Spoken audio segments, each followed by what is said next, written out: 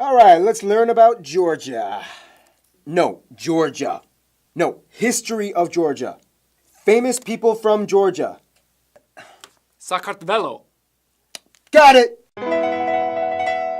It's time to learn geography now! Hey everyone, I'm your host Barbie. You have no idea how frustrating it is for these people to explain who and where they are from. We have reached our last country in the Caucasus region, and we're gonna have a lot of fun because this place is so incredibly unknown and so incredibly interesting. Welcome to the land of wolves.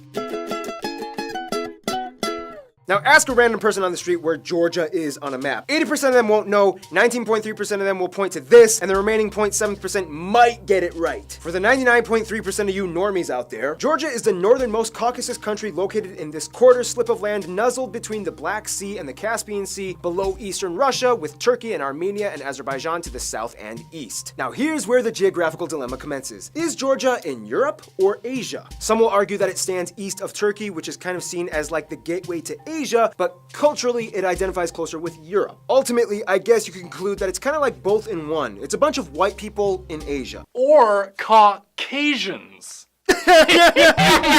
Quick side note, the origin of their name, Georgia, is kind of disputed. Some will say that it has to do with Saint George, their patron saint. Others will say that it came from the Greeks and their word Georgios, which means tiller of the land, since the land was so fertile. But a lot of scholars might say it comes from the Persian word gur or gurgan, meaning wolf, hence land of the wolves. I mean, that name does sound pretty cool. I mean, if I was a scholar, I'd probably discredit all the other claims in favor of that one. Nonetheless, Georgians call their own country Sakartvelo, or the land of the Kartvelians, which is another word for Georgians. Now this is gonna be my favorite part because you know me. Incredibly complicated administrative division time! Georgia is a candy shop loaded with territorial anomalies. First of all, if you go to Georgia and look at a map of Georgia that they have drawn out themselves, you'll get something that looks like this. A country divided into what looks like 11 regions and one city, the capital, Tbilisi. Yeah, I know, it looks like Tbilisi. It's Tbilisi. However, it's more like 10-ish regions and 2 autonomous republics, one of which cuts through parts of 4 of the regions. These republics are Abkhazia and, be careful what you call the second one, most people outside of Georgia will refer to it as South Ossetia, but in Georgian, it's called Samachablo, or the Skinbali region. In the simplest way I can put this, these regions came about through a complicated history that involved independence from the USSR, and then support from Russia after the USSR. Technically, these are, at least considered by most in the international community, autonomous breakaway regions of Georgia that kind of govern themselves, but are kind of heavily influenced by Russia as well. To this day, Russia, Nicaragua, Venezuela, and for some reason, Nauru are the only fully sovereign countries that recognize Abkhazia and South Ossetia as independent nations. Travel between these 2 breakaway states is still possible, though it's just way more difficult for Georgians to enter the regions than it is for Ossetians and Abkhazians to get into Georgia. Whew! So anyway, aside from all that, Georgia is an incredibly vivacious yet rustically refined nook hidden away in the mountains hard to get to. Like Rivendell. The country is laden with enigmatic castles and centuries-old stony fortresses and archways.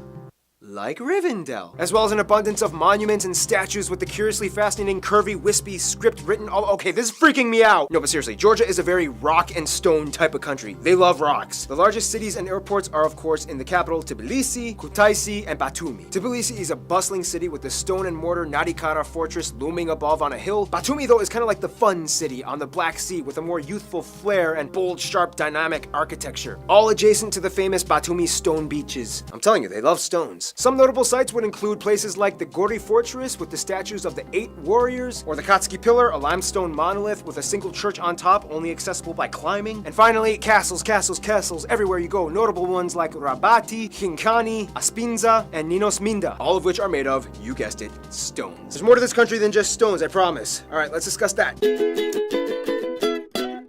Well, as you may have already figured, Georgia is quite mountainous with an expanse of incredibly diverse, conveniently located hills and valleys. The reason why it's so convenient is because the entire country is pretty much nestled between the greater and lesser Caucasus Mountains, which protects it from the blistering cold air masses that pummel southern Russia, yet it also barricades against the hot and dry streams that penetrate from the south. This means that they have overall pretty comfortable weather and just the right amount of rainfall and sunshine. The mighty Kura, or Mtkvari, is the longest river that flows upward and arches south into the areas through Tbilisi, and the highest mountain and 3rd highest in Europe, if you consider Georgia part of Europe, Mount Sakhara, located in the north along the Caucasus. Concealed within the hills lies the Yavkheti volcanic plateau and the southern Georgia volcanic highland. These are some rather unstable geological regions that will produce hot springs, mineral water, and seismic activity. And of course, caves. So many of them here. You have the still yet to be completely explored Meluri cave in Imereti with waterfalls, the Prometheus cave that Greeks claim to be the spot where Prometheus was chained to his rock in Greek mythology. Greeks have a history of diaspora in Georgia since like the 7th century. But the most famous cave would probably be the Krubera cave, found in Abkhazia, otherwise known as the world's deepest cave that goes further than 2,000 meters down. Rapid fire round, you may also want to see the Abasha waterfalls, Martvili Canyon, Crybaby Mountain because it rains there almost the entire year, the incredibly beautiful Blue Lake in Abkhazia with peacocks around it for some reason. Speaking of animals, many might say that unofficially the national animal might be the wolf. The Caucasus region has some of the highest quality of soil in the world in terms of land usage. Georgia has one of the oldest and finest winemaking traditions that go back as far as 300 BC. Otherwise, Georgia has been a hub for mineral mining and petroleum extraction. They share a pipeline that goes through Turkey into Azerbaijan. The national dish would have to be khachpuri, or unofficially referred to as Georgian pizza, a decadent soft bread baked with gooey melted cheese, sometimes served with eggs and other ingredients often baked in. They love cheese. They have so many different kinds, from the salty, briny sulguni to the weird, stringy tenili. They even have a dish where they put cheese inside of cheese. Basically, all you have to know is that when it comes to Georgian cooking, they love cherry plums and tarragon. That's like their go-tos. All right, enough about food. Let's talk about the people that eat those foods.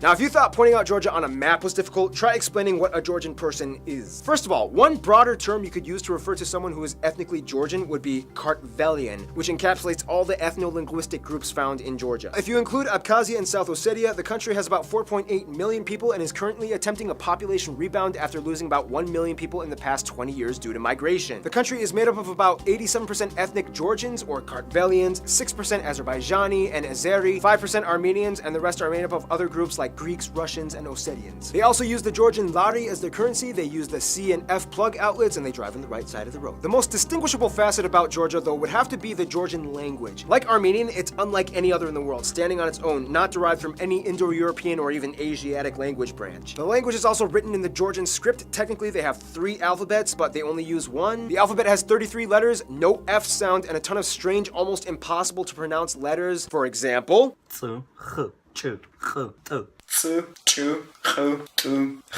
thank you to those geography peeps, you guys rock. Keep in mind though, there are other Kartvelian minority languages spoken in Georgia as well, such as Magrelian and Svan in the west and partially in Abkhazia, as well as Laz in the south. Abkhazia and South Ossetia each have their own distinct languages and cultures that contrast with Georgia, although Georgians like to think that Abkhazians are basically just Georgians that speak a different language. The Abkhazian people write in the Cyrillic alphabet, and the Ossetians are actually a Christian Iranian-based ethnic group that inhabited the area. Keep in mind, I said Iranian, not Persian. Not all Iranians are Persians. Just keep that in mind. Now, we don't really have time to explain the complete history, but basically, all you have to know is that in the 3rd century BC, some dude named King Parnavaz of Kartli united all the Kartvelian-speaking tribes in the Caucasus area, hence creating what was essentially the first proto-Georgian nation. From there, you had Romans, Persians, Arabs, Turks, Golden Age, where they had women under the title of king, Mongols, Ottomans, Russians, and finally back to Georgia. Done! The funny thing is, even after 2 millennia of usurping empires, Georgia still maintained and held on to their own distinct identity, refusing to completely assimilate to any outside system. Christianity is the dominant religion, as about 84% of the population adheres to the Eastern Orthodox faith, 10% mostly being Muslim from the Azerbaijani population, and the remainder are mostly Armenian Apostolic or Roman Catholic. Christianity is kind of like a big deal here. Georgia became one of the first countries in the world to adopt Christianity, and as tradition holds, Jesus' disciple Andrew preached the gospel into ancient Scythia, which included the regions that Georgia lies in today. Also, a lady named Saint Nino converted the entire country. Culture-wise, Georgia is kind of strange because it's not quite European and it's not quite Asian. It's its own thing. Georgian polyphonic singing is actually filed under UNESCO's Intangible Heritage List.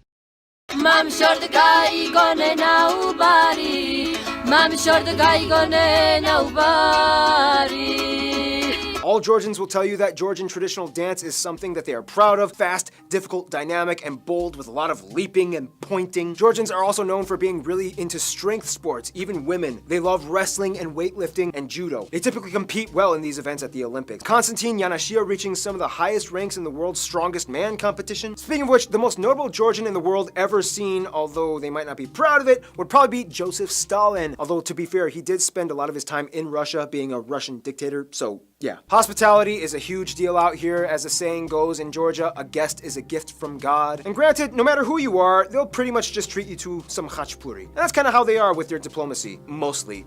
Russia. Let's explain.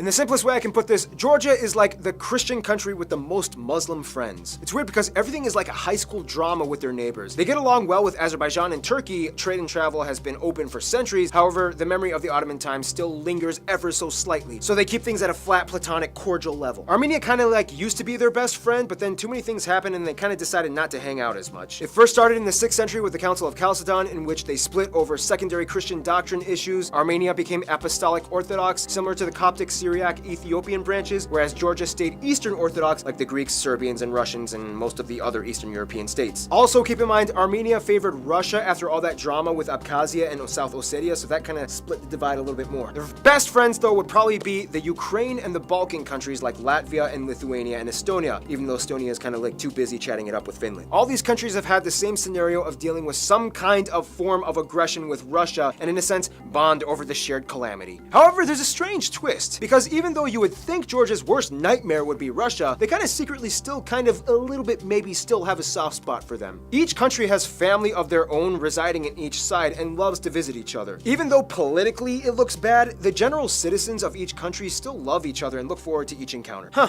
isn't it funny how the general populace of a country is not always directly represented by their government? Shocking. In conclusion, Georgia is an elaborately hidden, rustic yet modernized medieval domain locked away in the secret hidden mountains, caught between two worlds that it refuses to identify with its own vibrant heritage that has stood the test of time on its own, especially that melted cheese bread part. Stay tuned, the big guy, Germany, is coming up next.